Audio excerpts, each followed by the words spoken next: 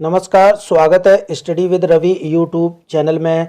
आज पढ़ेंगे भूगोल भाग 1, जिसमें महत्वपूर्ण 25 प्रश्न हैं जो LT grade, TGT, PGT, UP TET, C TET परीक्षाओं के लिए महत्वपूर्ण प्रश्न होंगे। चैनल पर पहली बार आए हैं तो प्लीज़ चैनल को सब्सक्राइब कर लें और बेल आइकन जरूर दबा लें। तो चलिए शुरू करते हैं। पहला प्रश्न है कि भारत के किस राज्य में विश्व का सबसे बड़ा थोरियम का भंडार मौजूद है? केरल, कर्नाटक, आंध्र प्रदेश या फिर असम? तो इसका सही आंसर हो जाएगा, जो थोरियम का भंडार है वो है केरल में। तो इसका सही आंसर है केरल। अगला प्रश्न है कि पश्चिम बंगाल की सीमा कितने देशों के साथ लगी हुई है? 1, 2, 3 या फिर 4? तो इसका सही आंसर 3। अगला प्रश्न है कौन सा राजस्थान का मरुस्थलीय जिला नहीं है? कोटा, बाड़मेर, जैसलमेर या फिर चूरू?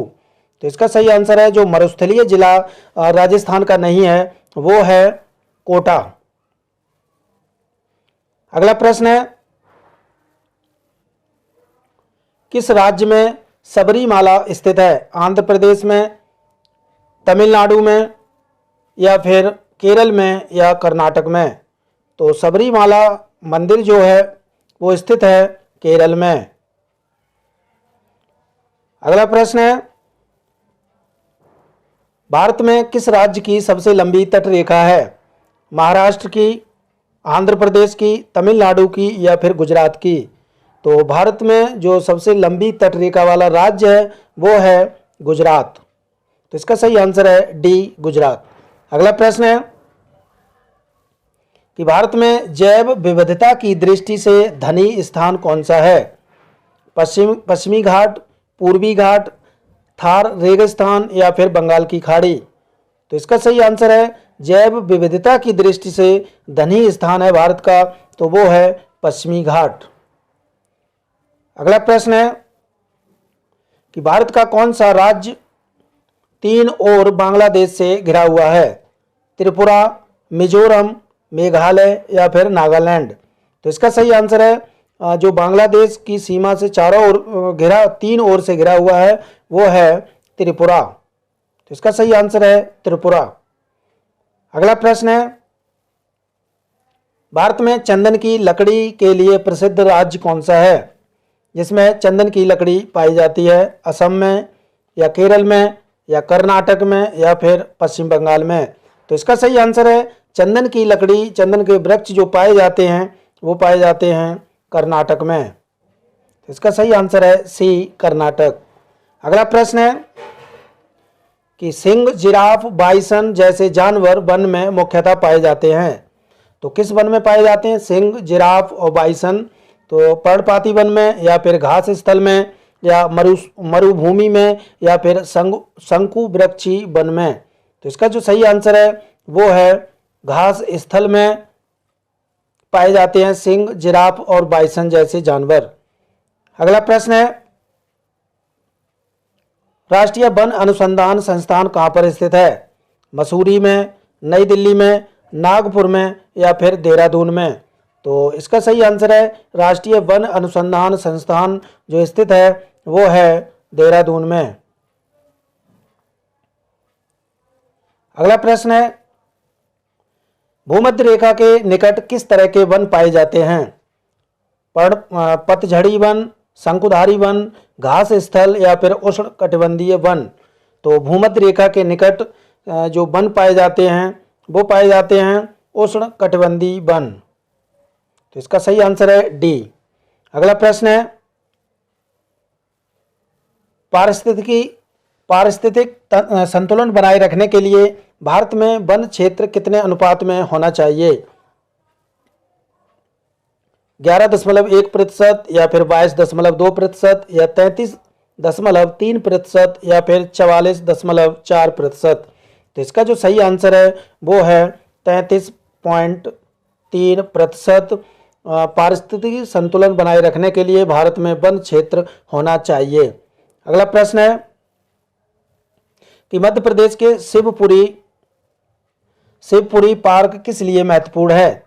बाघ और हाथी के लिए, जंगली भैंसा के लिए, पक्षी के लिए या फिर तेंदुआ और चीतल के लिए? तो मध्य प्रदेश का जो शिवपुरी पार्क राष्ट्रीय पार्क है वो महत्वपूर्ण है तेंदुआ और चीतल के लिए। तो इसका सही आंसर है डी। अगला प्रश्न है, यह एकमात्र अभयारण्य है जहां कश्मीरी मृग पाया जाता है?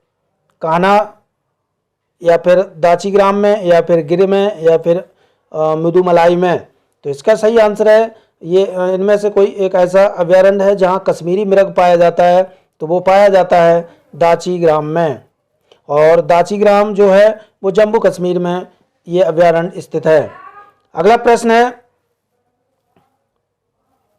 कुगटी वन्य पशु विहार किस राज्य में स्थित है? कुगटी वन पशु विहार किस राज्य में स्थित है? महाराष्ट्र में, जम्मू कश्मीर में या हिमाचल प्रदेश में या फिर उत्तराखंड में? तो इसका जो सही आंसर है कुगटी वन्य पशु विहार जो स्थित है वो हिमाचल प्रदेश में स्थित है। अगला प्रश्न है, साइलेंट वैली में दुर्लभ और नष्ट प्राय पशु कौन सा है? कस्तूरी मृग या फिर चीता, शेर की पूंछ जैसा मैकाक्यू या फिर गैंडा?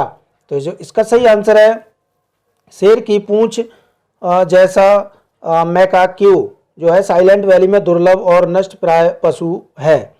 अगला प्रश्न है, नागरहोल नेशनल पार्क किस राज्य में स्थित है? मध्य प्रदेश में, कर्नाटक में, ओडिशा में या फिर राजस्थान में? तो इसका जो सही आंसर है वो है कर्नाटक में। नागरहोल नेशनल पार्क कर्नाटक में स्थित है। अगला प्रश्न है कि भरतपुर पक्षी अभयारण्य किस राज्य में स्थित है? कर्नाटक में, ओडिशा में, केरल में या फिर राजस्थान में? तो भरतपुर से पता चलता है कि भरतपुर कहाँ है, ये राजस्थान में स्थित है। तो भरतपुर पक्षी अभयारण्य जो स्थित है वो राजस्थान में स्थित है। अगला प्रश्न है कि सुंदरवन के जंगल को क्या कहा जाता है? गुल्म जंगल या फिर मैग्रोव वन या फिर पर्णपाती जंगल या फिर टुंड्रा? तो इसका सही आंसर है मैग्रोव वन कहे जाते हैं सुंदरवन के जंगल। अगला प्रश्न है, भारतीय वन जीव संस्थान कहाँ पर स्थित है? नई दिल्ली में, शिमला में, देहरादून में या फिर भोपाल में? तो इसका सही आंसर हो जाएगा भारतीय वन जीव अभयारण्य भारतीय वन जीव संस्थान जो स्थित है वो है देहरादून में। अगला प्रश्न है कि स्वच्छ जल समुदाय में लैंटिक आवास का उदाहरण है? तालाब और दलदल का, झरना और नदी का, तालाब और नदी का या फिर इनमें से कोई नहीं? तो स्वच्छ जल समुदाय में लैंटिक आवास का जो उदाहरण है वो है तालाब और नदी का। तो इसका सही आंसर हो जाएगा सी, तालाब और नदी का। अगला प्रश्न है, गंगा डेल्टा के मैंग्रोव वनों को क्या कहा जाता है? मानसून वन, सुंदरवन, सदाबहार वन या फिर गुल्म वनस्पति? तो गंगा डेल्टा के जो मैंग्रोव वन हैं उन्हें कहा जाता है सुंदरवन। अगला प्रश्न है कि भारत में सबसे अधिक कौन सी मिट्टी पाई जाती है? लैटेराइट मिट्टी, काली मिट्टी, जलोढ़ मिट्टी या फिर पंक मिट्टी? तो इसका जो सही आंसर है भारत में सर्वाधिक मिट्टी पाई जाती है जलोढ़ मिट्टी। अगला प्रश्न कि कपास उगाने के लिए कौन सी मिट्टी उपयुक्त है? रेतीली मिट्टी, चिकनी मिट्टी, काली मिट्टी या फिर दोमट मिट्टी? तो कपास उगाने के लिए जो मिट्टी की आवश्यकता होती है वो होती है काली मिट्टी। अगला प्रश्न